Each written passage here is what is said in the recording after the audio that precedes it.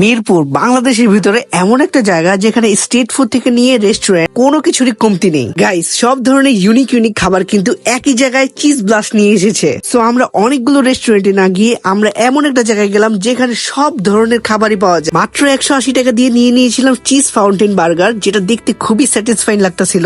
আর overloaded চিজের কারণে এটার টেস্টটা কিন্তু অনেক মারাত্মক ছিল। ভাই, উপরে চিজের লেয়ারটা কিন্তু অনেক কড়া স্ট্রং লেভেলের ছিল, যার কারণে খেতে অনেক মজা লাগছে। এখানে আরো পেয়ে যাবেন চিজ সিজলিং বার্গার, যেটার প্রাইস মাত্র 200 টাকা। এই বার্গারের উপরে এত পরিমাণ চিজ ছিল, মনে হচ্ছিল যে বার্গারটা চিজের সাগরের উপরে ডুবে আছে। এটা একটু ঠান্ডা করে খেতে হয়, কারণ এটা প্রচুর পরিমাণে গরম থাকে। দেখতেই পাচ্ছ ধোয়া উঠতেছে। আর যদি এটা টেস্টের কথা বলি, ভিতরে প্রচুর পরিমাণে সফট ছিল আর বাইরে প্রচুর পরিমাণে চিজ ছিল, যার কারণে অনেক মজা লাগতেছিল। তারপরে আমরা নিয়ে নিলাম 99 টাকায় রেগুলার মিট বক্সটা। ভাই, 99 টাকায় এই মিট বক্সটা প্রচুর পরিমাণে লাভজনক। এই মিট বক্সে সবই থাকবে, সসেস, আলু, মিট সবকিছু মিলে এই মিট বক্সটা হবে। কোয়ান্টিটির কথা বললে ভাই, ভিতরে প্রচুর পরিমাণে কোয়ান্টিটি থাকবে। আলুটা অনেক ক্রিস্পি ছিল, যার কারণে এই মিট বক্সটা ট্রাই করার পরে তোমার কাছে অনেক বেশি মজা লাগবে। চিকেনের পরিমাণও ঠিকঠাক ছিল। চিজ ব্লাস্টের বেস্ট একটা খাবার bamboo meat box. Cheese blast নাম অনুযায়ী প্রচুর পরিমাণে চিজ থাকবে উপরে, এবং মাত্র 180 টাকায় এটা ওভারলোডেড থাকবে। আর যারা শুধু মিট বক্সের ভিতরে মিটই চাও